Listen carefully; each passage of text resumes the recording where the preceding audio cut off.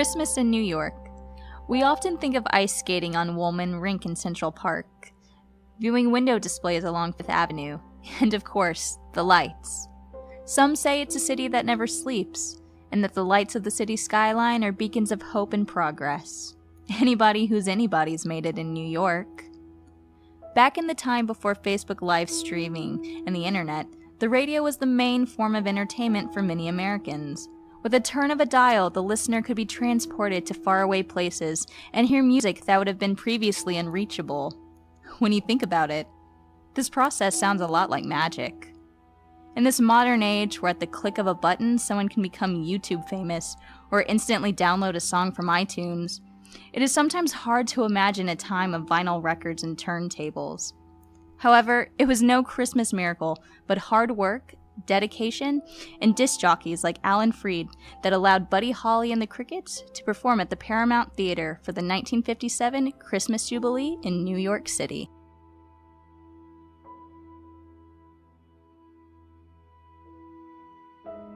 If you enjoy this, please check out our sister podcast, Wings of War, where we talk about World War II, the American Military Glider Program, and the collection at the Silent Wings Museum.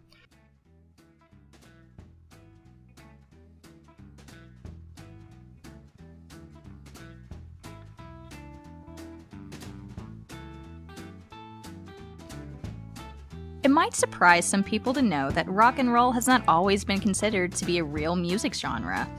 Early rock and roll has its roots in African American blues, gospel, and jump band jazz music. Artists such as Blind Lemon Jefferson, Muddy Waters, Bessie Smith, B.B. King, and Lightnin' Hopkins are just a few early prominent performers. These songs often reference struggle and adversity and were classified as rhythm and blues on the American music charts. However, other predominant themes in R&B, such as romance, were often deemed too risque and were banned by certain radio programs. This led many to believe that rock and roll was a fad and would die out from limited exposure. This was not the case, though. The 1940s saw a major growth in small independent record companies called indies, and by the time the mid-50s came around, many of these companies had moved to the national level. What had been a marginalized market now could reach all of America, and the youth were listening. 1950s America was post-war and post-depression. This economic stability allowed the teenage population a level of leisure unavailable to their parents. The record industry hoped to capitalize on the disposable income of these adolescents. As the popularity of R&B music with America's youth became more apparent, it became economically necessary to start playing these songs on more radio programs. Alan Freed, a white disc jockey from Cleveland, is considered to be an early proponent of mass exposure for R&B artists. The 50s also gave rise to the rockabilly music genre. Rockabilly often refers to the type of rock and roll music recorded in the 1950s by artists such as Elvis Presley, Buddy Holly, Carl Perkins, and Jerry Lee Lewis, to name a few. These artists drew upon both country and R&B music styles.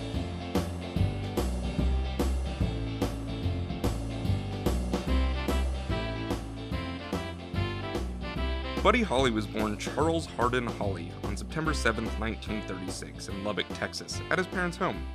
From an early age, he was nicknamed Buddy, and it stayed with him until his untimely death in 1959. He was the fourth child of Lawrence Odell L.O. Holly and Ella Pauline Drake. His older siblings were Larry, Travis, and Patricia Lou. Music was a common activity for the Holly family, whether it was at church or family jam sessions. It was around the age of 11 when Buddy started to learn and hone his signature instrument, the guitar. During his early childhood, Buddy was heavily influenced by country music. Hank Williams, Jimmy Rogers, Hank Snow, Bob Wills, and the Carter family are considered to be instrumental to Buddy's early performances in the local talent shows and radio programs. While attending Lubbock High School, he began listening to late-night radio programs that played R&B songs. Distant radio stations could only be received at night when local transmissions ceased, and his influence led him to modify his playing style. At the time, Lubbock, Texas was a rural community. Country and Western music was king, and many radio stations did not play other genres. However, Holly and the other teens wanted more. The other catalyst for Holly came to Lubbock in early 1955. As described by Dr. Paul Friedlander, this artist combined the raw, emotive, and slurred vocal style and emphasis on rhythmic feeling from the blues with the string band and strummed rhythm guitar from country. This style became a musical magnet for rebellious white Southern teens, wanting to combine the raucous emotionality of black music with their country roots. This artist? Oh, I'm sure you already guessed that. It was Elvis. By October of 1955, Hawley had his first recording contract with Decca Records. This is where Hawley, spelled Holley, became Hawley Holly due to the mistype on the recording contract. This mistake was never corrected, more than likely because Buddy, being new to the business and all, was just happy to be signed to a music artist. Decca Records did not let Hawley have free reign over his recording sessions. Decca at the time still believed rock and roll was a passing fad, and tried to steer Hawley towards other music genres. In fact, the only rock artist at the time on the Decca label was Bill Haley. On January 22, 1957, Decca informed Hawley his contract would not be renewed, but refused to give him the rights to his recorded material. Hawley then found himself without a label to produce his music. It is at this point that he does what so many R&B artists had done before him and went to an indie music producer. A publishing firm called Norvajack Music, located in Clovis, New Mexico, located just 90 miles from his hometown. Norvajack Music was owned by a musician named Norman Petty. Interestingly, this company was established the same year that Buddy Holly was signed to Decca Records. While the firm might have been newly established, Petty already had connections with major music firms due to his own musical successes, setting him apart from other indie producers. In addition to Petty's musical connections and relative close geographical distance, his studio rates were very appealing to Buddy. Most recording studios charged rent space by the hour, so the longer it took to finish a song, the more money it cost the band to make an album. This led many aspiring artists to rush production time, which in turn then led to poorer quality recordings. Instead, Petty charged by the song, so whether a session took 2 hours or 2 days, the price was the same. Now that Hawley had the artistic freedom to sing and play songs the way he wanted to, he ran into the issue of Decca's restriction on re-recording his earlier material. While at Decca, all of his songs were billed under the name Buddy Holly. So, per the advice of Norman Petty, the band would rebrand as a group instead of a solo act. There are many myths surrounding how Buddy's band got the name The Crickets. There are a few versions that credit the title to a cricket being found in the recording equipment at the Petty studio, and there's one about the boys staying in a hotel infested with crickets. While both situations did happen, the true story is far less sensational. The bassist of the band, Nicky Sullivan, says the boys came up with the name The Crickets based on a fad of earlier R&B artists who named themselves after insects. It was really as simple as pulling out Encyclopedia and flipping to the insect section. Many of the names were considered, including spiders, grasshoppers, and even the beetles, but all were quickly passed over. It was decided that The Crickets was a good name for the band because this insect actually made its own music. Buddy is considered to be one of the first artists to be involved in all aspects of his craft, including writing the music and lyrics, and being heavily influenced with the production process. Now with a band name, the addition of Joe B. Malden to the group, and the artistic freedom to create music that Buddy was happy with, the band started to search for a record label that would sign them. By sheer coincidence, it was the Brunswick label that signed Buddy Holly and the Crickets. You see, the Brunswick label was a subsidiary of Decca, so even if someone in the company wanted to sue Buddy, they would have been suing themselves.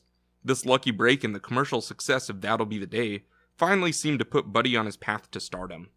Buddy Holly and the Crickets then began their national career as a performing group.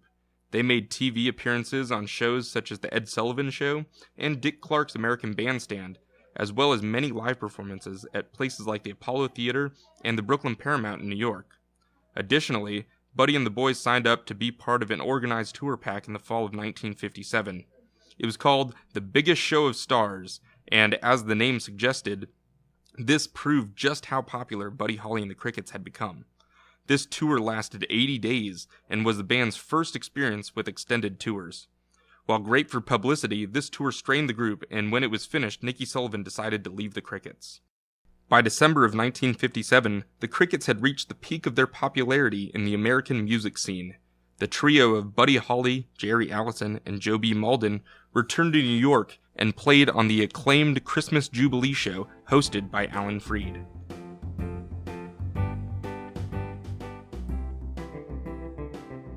As mentioned earlier, disc jockey Alan Freed is considered to be an early proponent of mass exposure for R&B artists.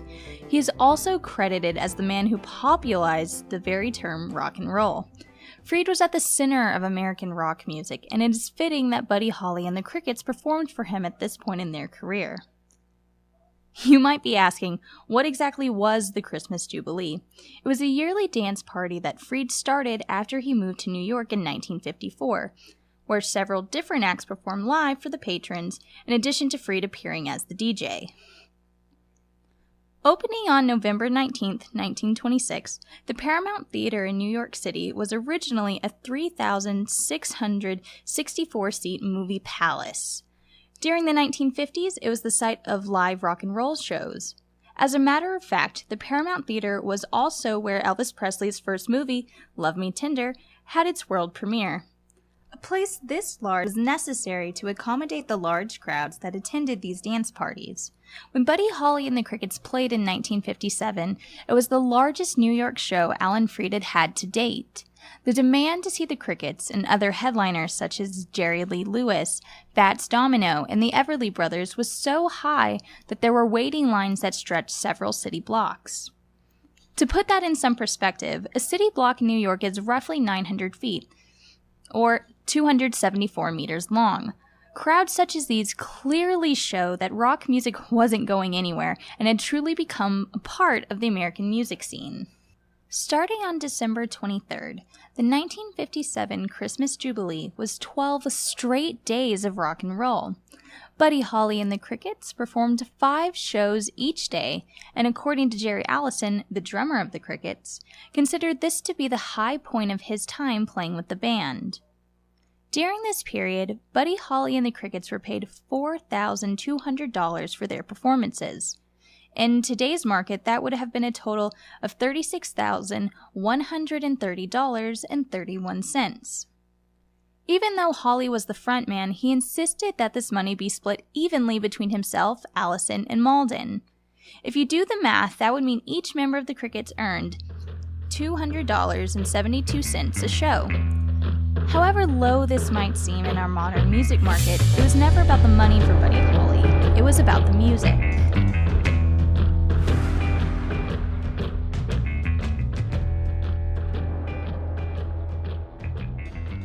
Much has changed since that December in 1957. However, the magic of the radio and of rock and roll has not been lost in the transition.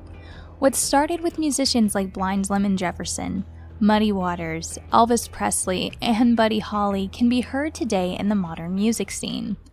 Though we might now use iTunes instead of vinyl records and the internet as our main way of listening to the radio, it doesn't take away the feeling of being able to connect to things that may seem far away. Like the holiday season, music has a way of bringing people together.